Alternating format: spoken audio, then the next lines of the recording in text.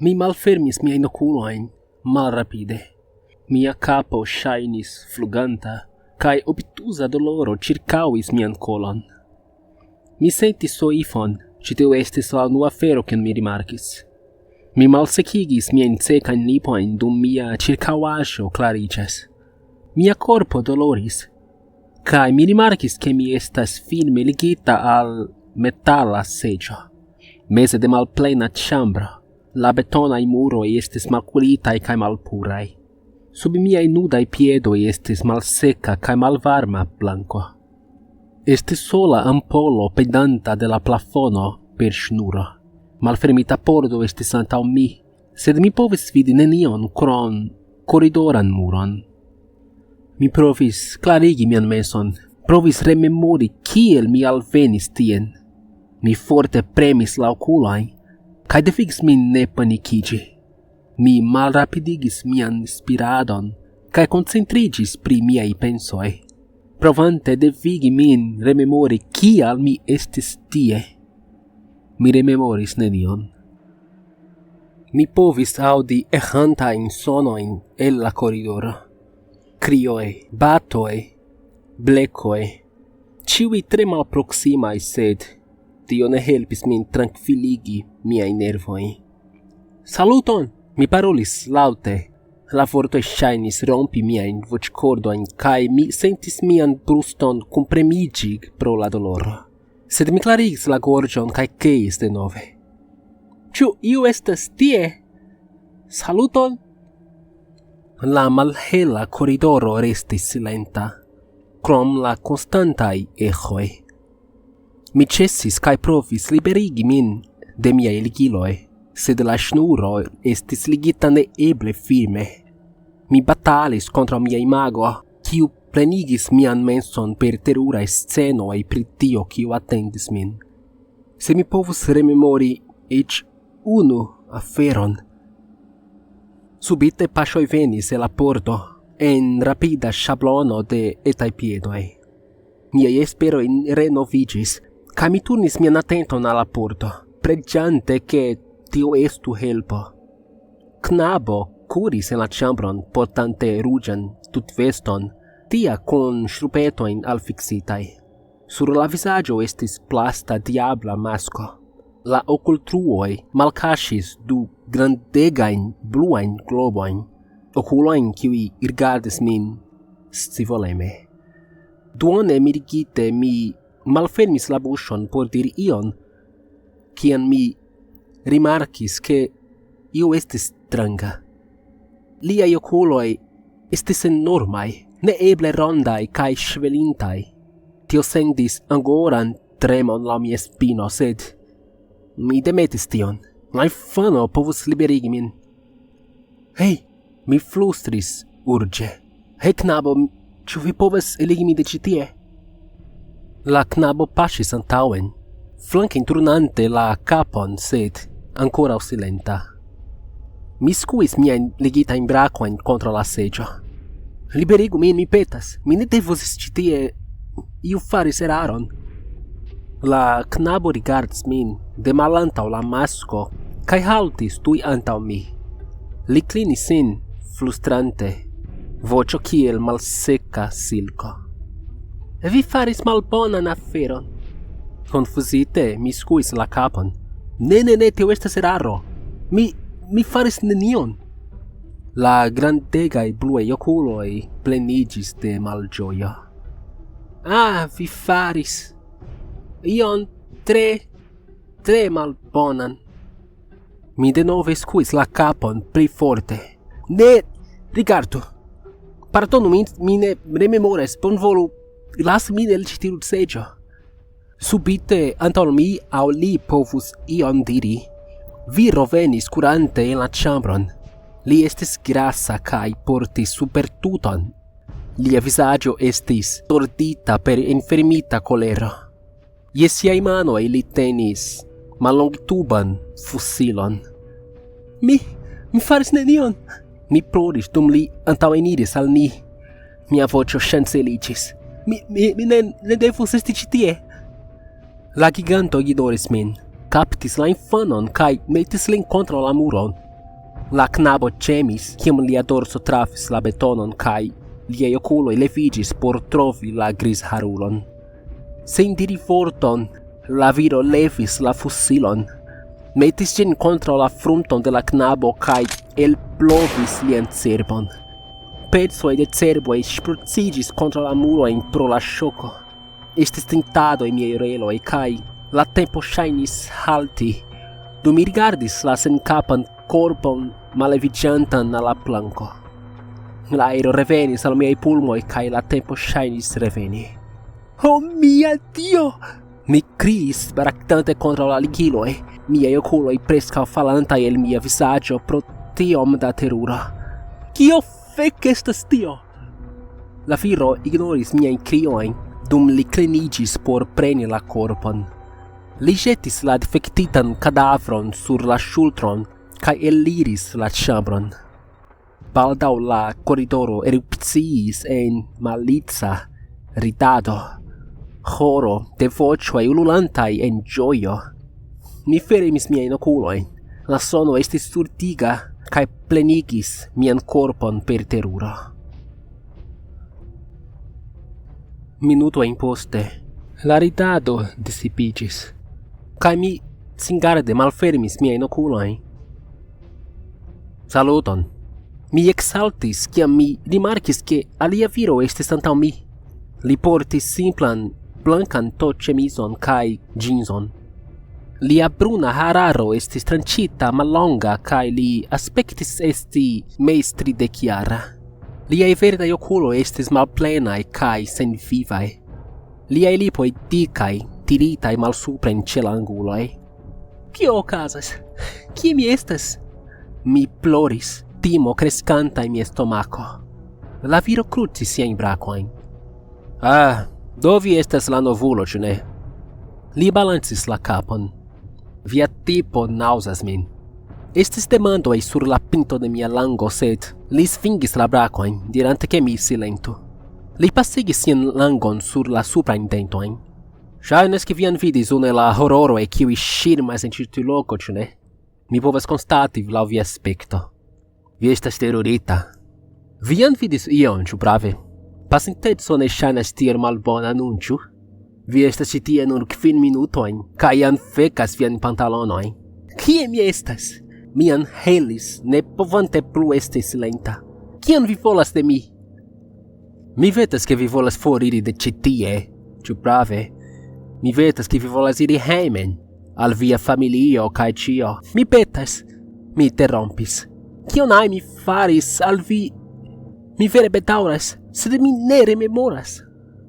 La viro rulis la okulojn. Ne, vi faris nenion al mi. Vi faris al vi mem. Ĉu vi vere rememoras nenion? Mi kapneis kaj sentis larmojn en miaj okuloj. Likva timo. Li rigardis min kun malestimo. Vi atendis ĝis via edzino foriris, kaj poste vi iris al la kelo kaj pendigis min. Vi estas morta. La lastatempa memoro aperis kiel marĉa monstro. Kiom mi volis nei tion, li pravas. Mi mortigis min. La fakto trairis mian cerbon kiel kuglotrajno, kaj pensigis min. Mia nomo estas Denizo, cetere. Li parolis, ignorante mian ŝokitan vizaĝon. Kaj mi estas la numero 2 ĉi tie. Mi zorgas pri la orientiĝo procezo. Mi volas ke tio estu rapida, ĉar mi jam malsanas pro ripetado de ĉi tio al vi ĉiuj.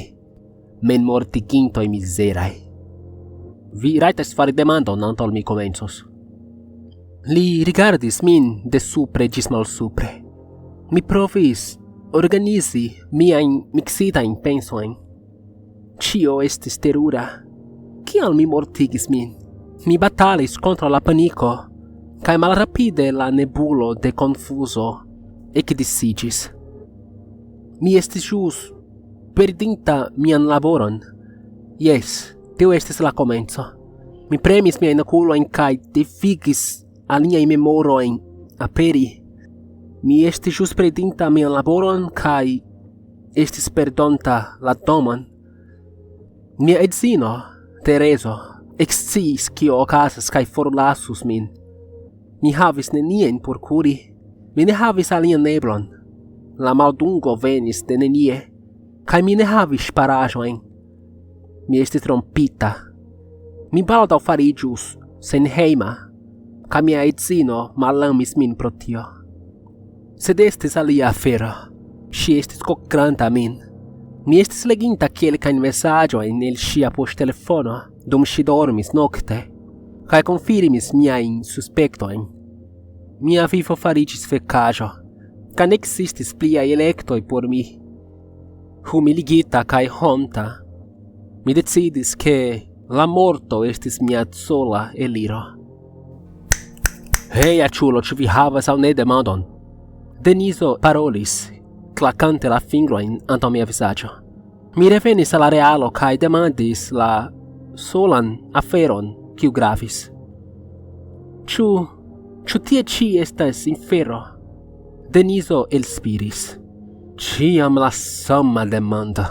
Li komencis marŝi tien kaj reen antaŭ mi. Ne, ĉi tie ne estas infero.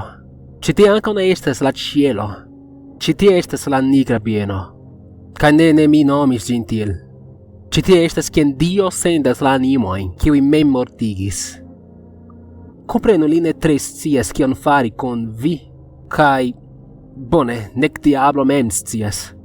Ekzistas homoj vere bonaj kiuj mem mortigas, kaj sonas cruele send ilin al infero por la tuta eterneco pro malforteca momento, ĉu vi komprenas? Persone mi nur pensas che Dio cae diablo estis lacai quereli pri tio, cae do ili sendas vicimojn ĉi tien al nigra bieno. Ĉu Dio kreis ĉi tiun lokon? Mi demandis, pli cae pli confusiĝante. Deniso kraĉis sur la plankon, subridante. Evidente, iam. Sed li perdis la kontrolon, kiam li donis ĝin al la porko. Kio estas la porko? Mi demandis, sed mi dubis ĉu mi vere volis scii la respondon. Deniso levis la manon, ĝenite. Fek, ĉu mi povas fini paroli? Dio kreis ĉi tiun lokon, sed poste li estrigis la porkon. Tiam li iom forgesis pri tio dum tempeto. Kiam li turnis la dorson, la porko decidis uzi siajn ĵus trovitajn potencoj por krei sian propran mondon.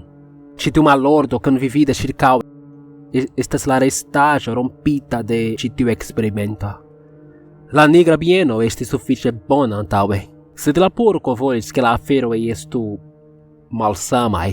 Ĝi volis realigi sian propran perspektivon. Tiuj estaĵoj, kiuj mi vidas, tiuj monstroj estas provoj de la porko krei funkcian vivon. Anstataŭ reprodukti la teron de Dio, ĉi mutaciitaj kaj teruraj kreaĵoj estas plenaj de peko kaj malamo. Ĉi tiu loko estas kaoso. La nigra bieno estas cirko de monstroj kaj aberacioj. Kaj ĝi ankaŭ estas via eterneco. La timo bolis en mia stomako kiel varma oleo. Ne, tio ne povus esti mia fino.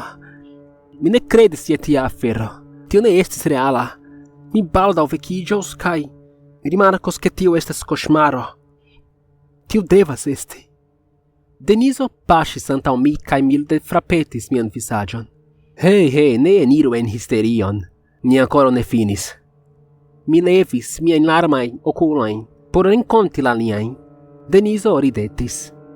Vi ankoraŭ povas nutri la porkon. Kion vi volas diri per tio? Deniso malfermis la brakojn, ankoraŭ ridetante. Tiel simple estas. Nutru la porkon. Se vi nutros ĝin, estas ŝanco ke ĝi resendos vin al vivo. Kaj kio okazas se ĝi ne sendas min? Mi balbutis. Vi estas sendita al infero. Do ĵetu la moneron, se vi havas unu. Restu ĉi tie kun ni, aŭ nutru la porkon. Se vi elektos resti, li diras montrante al la porto. Mi certigas vin. Kiu atendas vin tra la koridoro? Bone. Ni diru ke infero ne estas tion pli malbona. Mi forte glutis, penante absorbi ĉion. Kial mi ne provus nutri la porkon, kion ajn tio signifas? Se ancora existe spezzetto de espero, mi faros. E tenerso in citiu loco, la nigra pieno, e ni ferro, al nutri la porcon. Mi faros ion ain por reiri. Citiu cosmaro igis mien problemo e shaini nenio. Deniso levis sian manon antau ol mi povis paroli. Mi lasos vin pensi iom da tempo. Mi revenas poste. Mi volas nutri la porcon. Mi criis, ne volante passigi ancora minuton in tiu chambro. Mi ekpovis audi virinon crii fine e la corridoro. Sia plorado prilautigianta. Dum io vianda estis frappanta shin.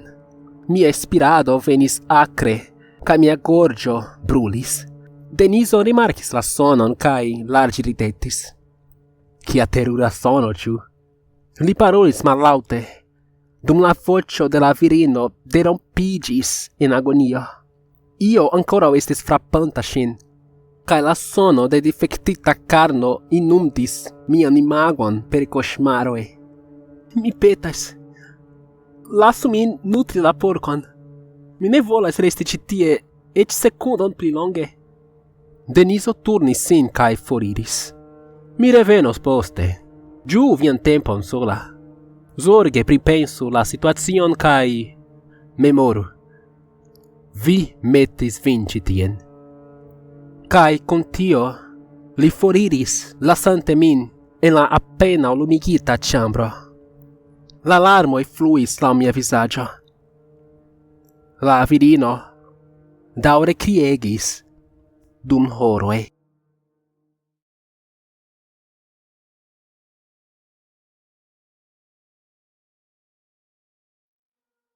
En iu momento mi falis en duan dormon. La malhelezzo de la chambro shainis premi min, ca miei oculoi fermigis. Mia corpo doloris, ca mia colo estis faira rondo. E mian gorgion staligis soifo kiel vitro pezzetto, e mia capo fracassantai tondroi. La chambro clarigas cae malclarigas. Mia menso vagadis tra la terurai sonoi quiui neniam cessis. Mi perdigis en la nebula, ne rimarcante che io estis glitanta in la chambron, gis mi sentis acran baton sur mia dicfingro. Mi eligis de mia dumosfeno, dum mia nuda piedo pulsadis en doloro. Mi criis cae provis movigi, sed miei ligilo estis strecai. La chambro estis rein in focuson, ca mi palpebrumis en agonio dum mi sentis la sangon flui inter miei fingroi. Mi malsupre rigardis por vidi la fonton de mia doloro, ca mi sentis crion formigi en mia gorgio. Sur la planco estis viro sen bracoi. Li rompis la planco kiel vermo. Lia calva capo plena de cicatroi cae malpuraggio. Liai cruroi estis forte contenatai per picdrato, devigante lin grimpi trans la plancon por movigi. Liai oculoi ne havais palpebroin, ca estis tute largiai, du blancai globoi malsate gapantai min.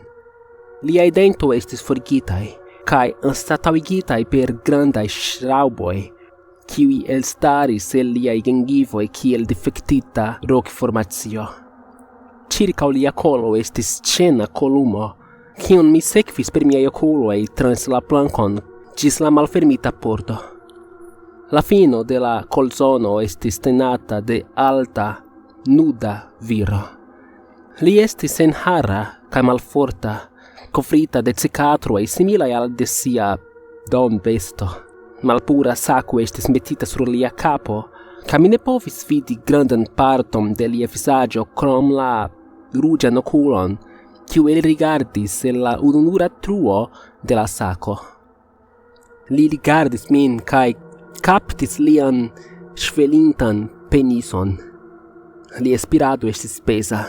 Dum la sembraca viro movigis al mi denove, lia posedanto comencis si masturbi. Mi criegis ciam la buŝo de ŝraŭboj denove mordis min, sed miaj kriegoj ŝajnis eĉ pli stimuli la nudan viron. Foriru de mi! Mi kriis terurite. Mi provis piedbati la viron, farante kion mi povis por eviti la akraj metaloin.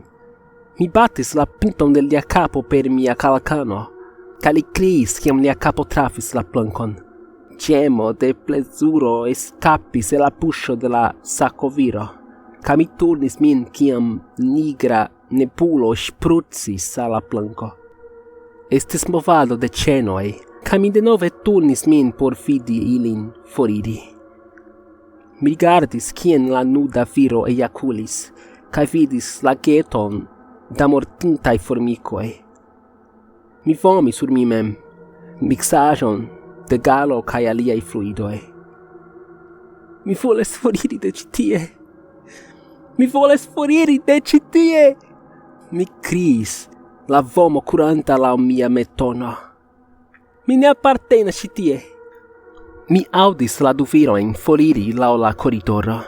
Sonoj de la ĉeno akompanataj de sonoj de karno trenata trans la betonon. Mi kriis denove, sed mi sciis ke neniu helpos min. Mi kraĉis miksaĵon de muko kaj galo sur la plankon, liberigante mian buŝon de la acideco. Perforte mi provis trankviliĝi. Ne estis facile. Post iom da tempo mi aŭdis alian homon alproksimiĝi. Mi estis en mizera kvieto. Mia menso estis malhela malespero, sed la bruo eltiris min el mia transo. La muskoloj de miaj brakoj brulis pro tio ke ili estis tiel longe ligitaj, kaj mi stimulis ilin malespere, penante pretigi min kiel eble plej bone por la sekva hororo, kiu venos tra tiu pordo. La paŝoj alproksimiĝis, kaj tiam virino eniris la ĉambron. Ŝi haltis ĉe la pordo, kaj rigardis min. Ŝi ne havis okulon, estis nur kaverna truo en ŝia kranio. Ŝia hararo estis senorda kaj sovaĝa, miksaĵo de bruno. Ŝia haŭto estis pala kaj malpura, kaj ŝi estis vestita per ĉifonoj. Mi ne povis diri ŝian aĝon, sed estis matureco en la okulo restanta. Ĉu vi ankoraŭ pensas? Ŝi min demandis per ŝia voĉo fragila kaj malbenita. Kio? Ŝi faris paŝon al mi. Ĉu vi ankoraŭ decidas ĉu nutri la porkon aŭ ne? Mi singarde rigardis ŝin. Jes, kio estas vi? Kion vi volas? Iam mi estis en via pozicio, ŝi diris. Provante decidi mian sorton, mi appena povis credi che tio okazas post kiam ni mortas. Ne tiel mi lernis. Religio ne avertis min pri ĉi tiu loko. Mi provis liberigi min ankoraŭfoje, antaŭ ol demandi. Ĉu ankaŭ vi mortigis vin? Ĉu vi estas homo kiel mi, ne estas unu el tiuj aberacioj? Ŝi ridis. Rompas mian koron scii ke vi ankoraŭ demandas. Ŝi tuŝis la truon, kiu iam estis ŝia okulo. Sed mi komprenas vian singardemon. Jes, ankaŭ mi estas memortiginto. Mi estas ĉi tie dum longa tempo. Sed tio estis mia elekto. Mi decidis ke mi preferas resti ĉi tie. Mi gestis al la pordo. Kiu estas tie ekstere? Kiu estas ĉi loko? Ŝi suspiris longe kaj apogis sin al la pordo. Mi apenaŭ povas priskribi ĉi tiun lokon. Estas nenio simila, nenio kion vi iam spertis. Vi forlasas la koridoron kaj iras al... Ŝi forte glutis. Vi devas vidi por kompreni. Kiel malbona estas tio? Kiel ĉi mutaciuloj vundas kaj mortigas unu la alian? Ŝi lasis la kapon ripozi kontraŭ la muro. Vi bezonus jarojn por plene kompreni, jarojn kiujn vi ne havas. Nun vi devas fari decidon, resti aŭ nutri la porkon. Ili diras ke infero estas pli malbona ol ĉi tie, sed ĝi ne povas esti tion pli malbona. Monstroj kaj memortigintoj ĉirkaŭas la nigran bienon, mortigante, seksperfortante kaj brutaligante. Kaj tiam vi vekiĝas scivolante kiom longe vi povas pluvivi antaŭ li mortigas vin. Tio estas senfina ciklo. Do, kial vi restis? Mi demandis. Kial vi ne nutris la porkon? Mi ne scias kion tio signifas, sed mi farus ion ajn por ŝanco reveni. Mi ne povas resti ĉi tie. Mi simple ne povas. Ŝi ridetis malĝoje al mi. Kial mi elektis ĉi tion? Estas tre simple, fakte. Mi estas malkuraĝulino. Mi estas malkuraĝa en vivo, kaj estas malkuraĝa en morto. Kiam venis la tempo, mi elektis resti ĉi tie. Mi ne sciis kio atendis min ekstere.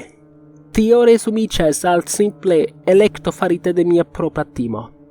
Kaj kio estas la porko? Kion ĝi faras al ni? Mi rapide demandis. Ŝi turnis sin por foriri. Mi kredas ke vi devas mem eltrovi tion. Sed estu avertita, zorge pripensu antaŭ decidi. Kelkfoje suferi pro via timo estas pli bone ol suferi por eterneco. Estu kuraĝa. Kaj kion mi faras? Mi kriis, balancante mian seĝon, dum ŝi trairis la pordon. Ŝi haltis kaj rigardis la lastan fojon trans la ŝultron. Ŝia okulo fiksrigardis min, kaj ŝia voĉo estis nur flustro. Nutru la porkon. Kaj kun tio ŝi foriris. Mi restis sidanta silente. Denove. Mia menso turniĝis malespere, pesante pri miaj elektoj. Mi ankoraŭ ne povis plene kompreni la situacion kie mi estis. Tio estis tro multe por mi. La alia flanko de la vivo ne devus esti tia. Mi ne sciis kion mi atendis, sed certe ne estis ĉi tiu koŝmaro. Demandoj trabatis en mia menso kiel glaciaj ondoj kontraŭ kareno de sinkanta ŝipo. Kiel mi povas fari elekton se mi eĉ ne scias kiom tio alportos al mi? Ĉi tiu loko, la nigra bieno. Mi ne povus resti ĉi tie, sed kaj se mi irus al infero? Kio okazus se mi ne estus resendita? Mi estus sendita al infero? Mi estus sendita al fajro? Mia existado estus condamnita al eterna misero. Sed tamen, ĉi tie estis homoj kiel mi, memortigintoj, ne estis nur monstroj kaj mutilitaj murdistoj. Eble mi povus kuniĝi kun ili, elpensi planon por ke ni kune eskapu al ie pli bona. Certe tiu estus pli bona ol infero. Ne. Tiel mi ne pasigus la reston de mia eterneco. Mi rifuzas akcepti ĉi tion. Se estas espero kiom mai malgranda, mi prenas ĝin. Mi ne volas scivole kio povus esti.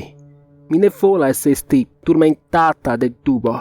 Mi nutros la porkon, kaj akceptos kion ajn sorto elektis por mi. Kiam mi pensis la mezurojn, tio estis mia sola opcio. Mi nutros la porkon. Hei! Saluton, Denizo! Mi kriis, balancante mian seĝon. Mi jam decidis. Denizo! Post kelkaj sekundoj mi aŭdis paŝojn eĥi laŭ la koridoro al mi. Denizo trairis la pordon, kun ĝena esprimo sur la vizaĝo. Mi faris mian elekton. Mi nutros la porkon. Ŝajnas ke vi multe pensis de kiam mi foriris. Mi lekas miajn sekajn lipojn. Vi farus la samon se vi estus sur mia loko. Denizo venis malantaŭ min. Iam mi estis en la sama pozicio kiel vi. Kaj mi elektis alie. Miaj okuloj larĝiĝis, sed tuj poste Denizo kovris mian kapon per maldika tuko, blidigante min. Mi tiris multe da aero en miaj pulmojn, sed miaj spiroj ŝajnis ne enhavi oksigenon. Mi sentis ke Denizo tranĉis miajn ligojn, kaj mia korpo malstreĉiĝis, kiam miaj malmolaj muskoloj estis liberigitaj. Mi turnis la ŝultrojn, kiam miaj manoj estis liberigitaj, kaj ĝemis pro la sento.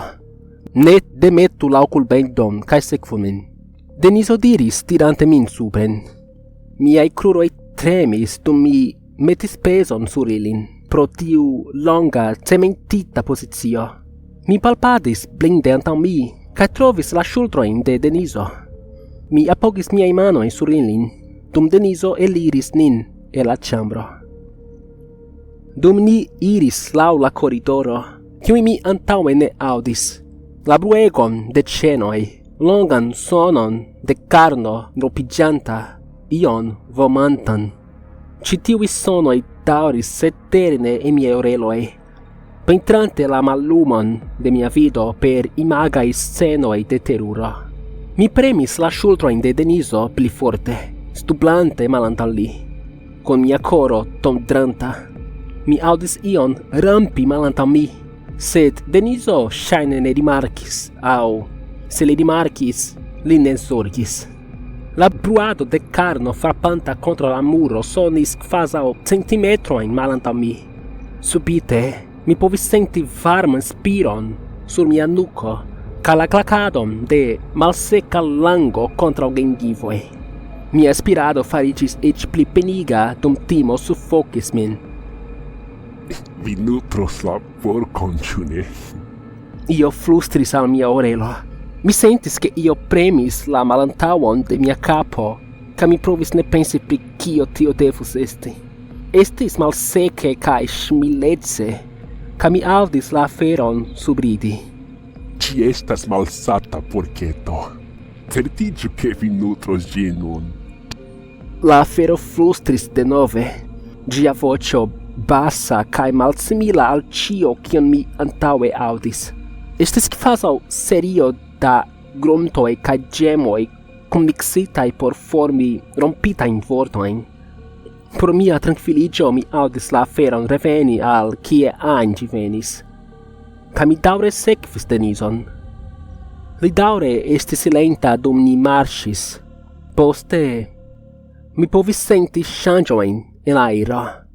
La densa varmego cedis lokon al pli malvarma, preskaŭ agrabla temperaturo.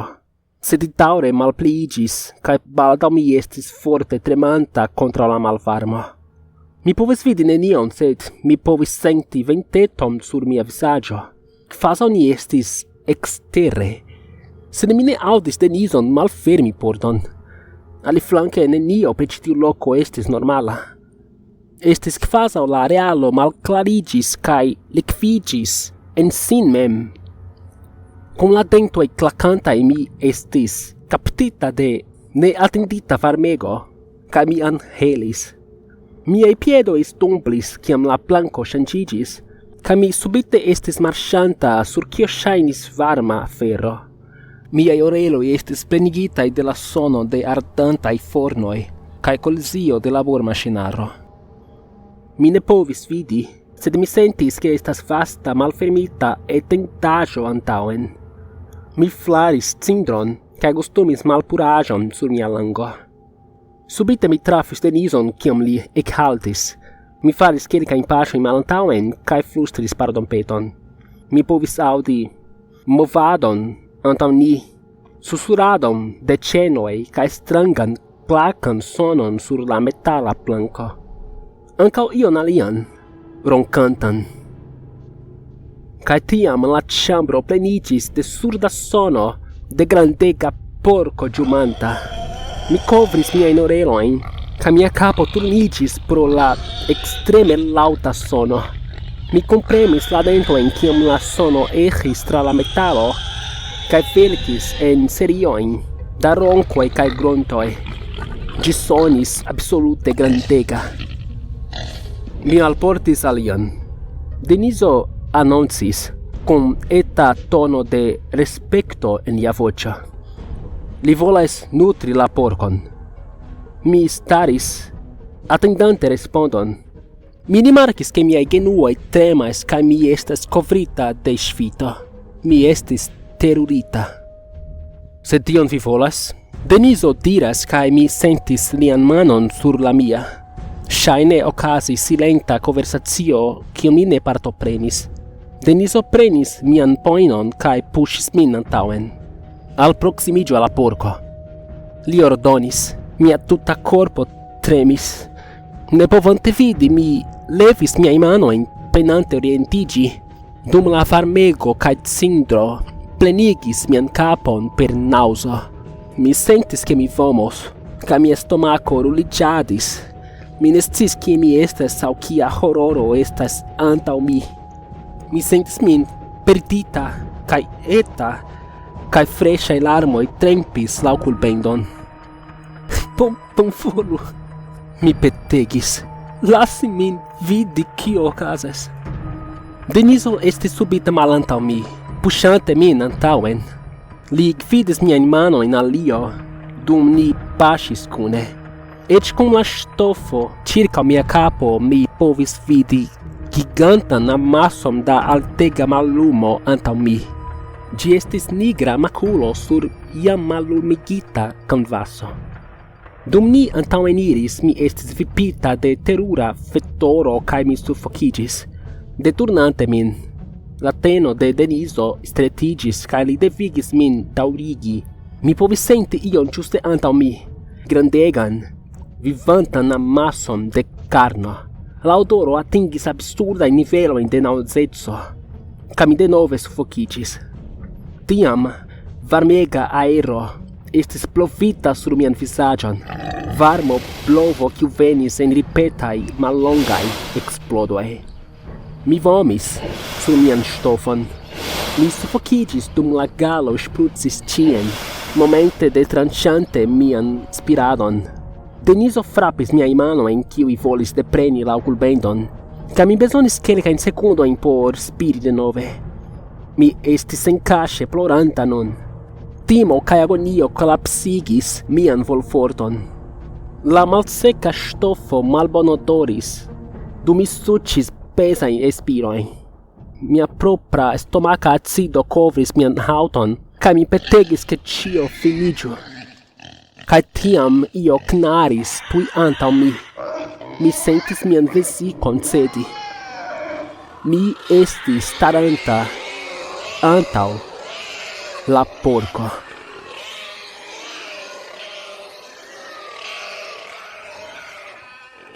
Ĝi estis la fonto de la mallumo en mia malklara vido. Dika, titana estaĵo, kiu plenigis miajn sentojn per ĉiu spiro, kiun ĝi blovis sur mian vizaĝon. Denizo levis mian manon kaj igis min tuŝi la muzelon de la porko. Mi tuj retiris mian brakon, sed Denizo devigis mian manon reen tien. Ĝia felo estis rigida kaj pika, kaj dum miaj tremantaj manoj esploris supren ĝian muzelon, la grandeco de la besto evidentiĝis al mi. Ĝi estis giganta. Ĝia karno svingiĝis sub miaj manoj, kaj ĝi iomete malfermis sian buŝon. Miaj fingroj ĉirkaŭvolvis dentojn je la grandeco de kuirejaj tranĉiloj, kaj mi rimarkis, ke ĝia buŝo estas absolute kaverna. La porko denove blekis, kaj mi aŭdis ĝiajn hufojn klaki kontraŭ la planko. Bonvolu demeti la sakon, mi petegis, dum miaj kruroj turniĝis ĝeleo. Denizo faris kelkajn paŝojn malantaŭen, kaj mi aŭdis respekton en lia voĉo. Vi ne volas fari tion.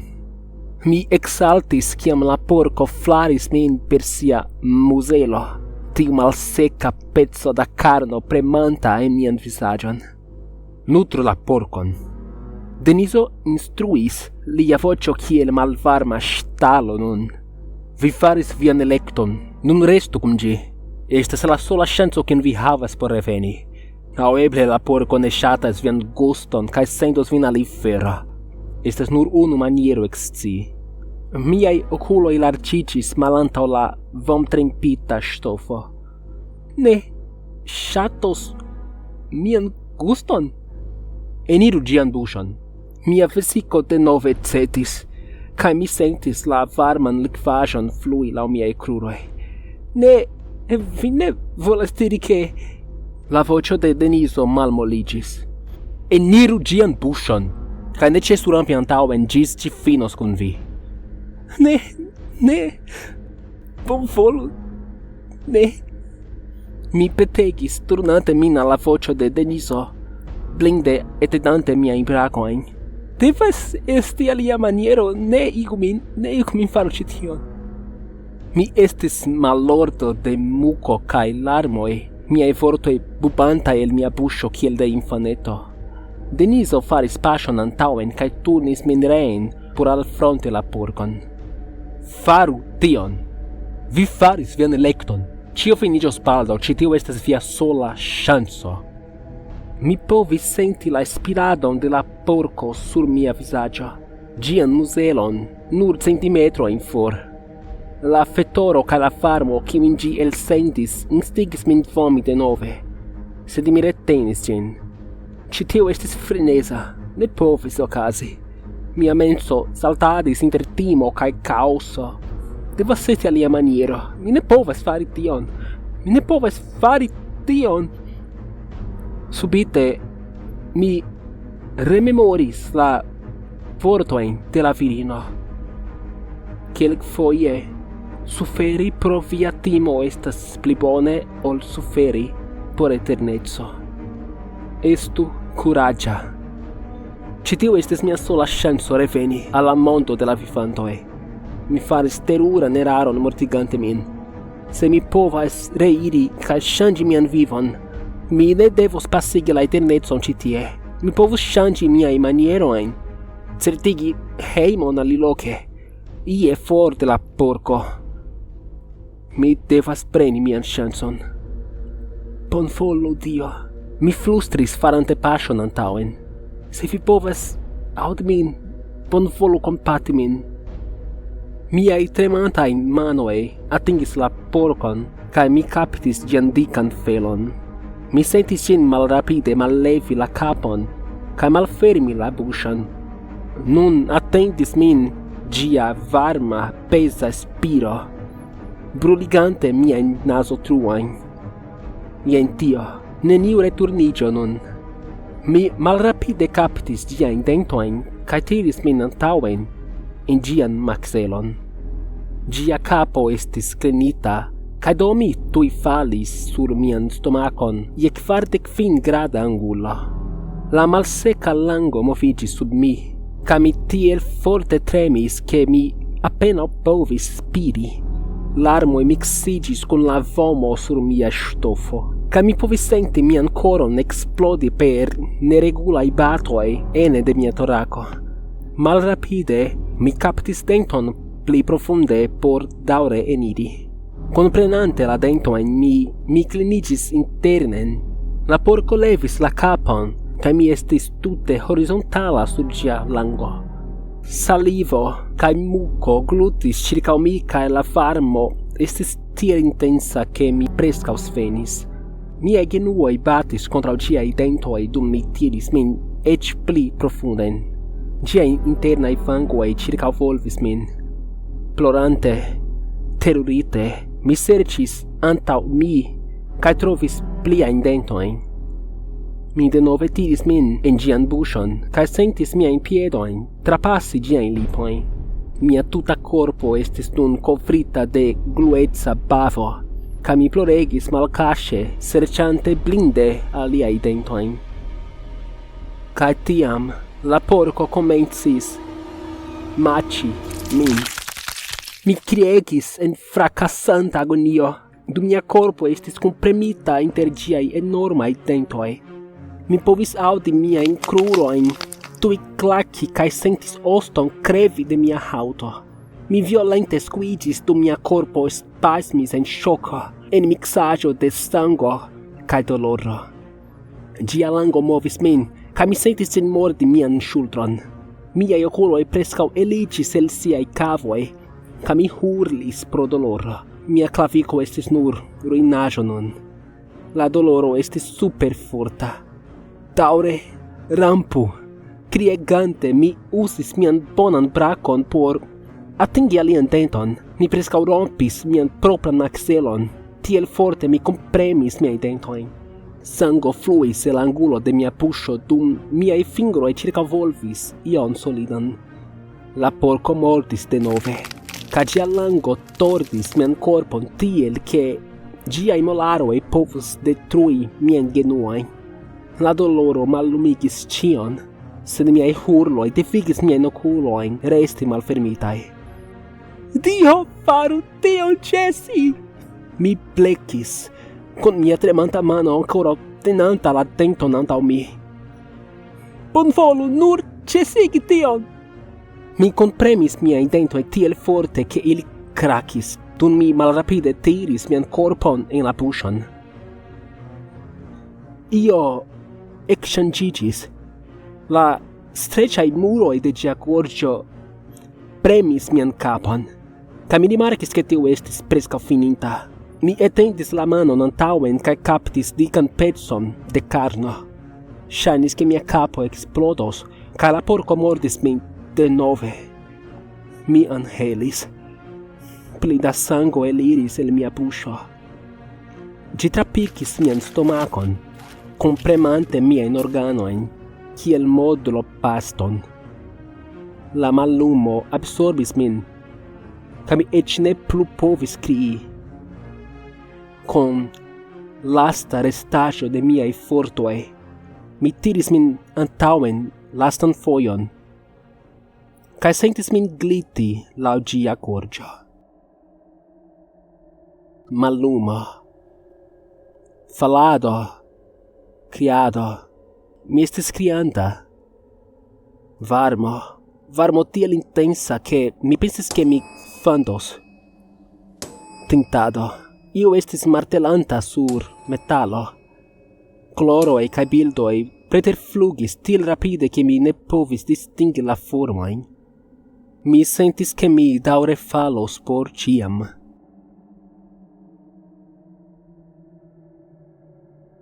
Subite, miai oculoi ec malfremicis, ca mi estis falanta, dum mia spiro refluis en miai pulmoin, en granda ondo de purezzo.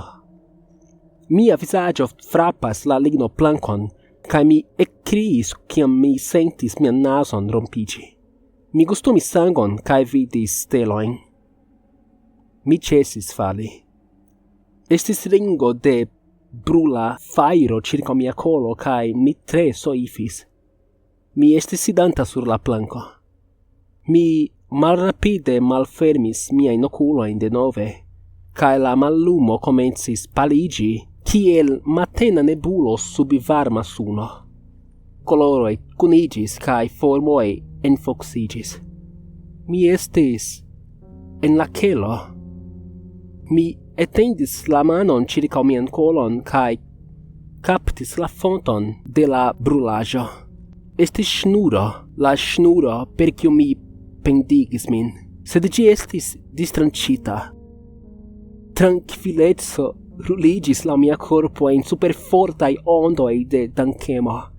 Mi corpigis cae ploregis, larmoi gutantai el miai oculoin sur la malpuran plankon. Mia corpo tremis, sed estis sendifecta. Mi ploregis malcaŝe. Mi estis parita. Mi denove vivis. De mia loco sur la planko mi turnis miajn okulojn supren, con mia voĉo ŝanceliĝanta. Dankon Dio! Oh, dankegon! Mi falis en alian atakon de neregebla ploregado. Mi promesos che mi ne plu malŝparos mian vivon denove. Mi promesas che mi correctos aferoi. Mi riparos cion.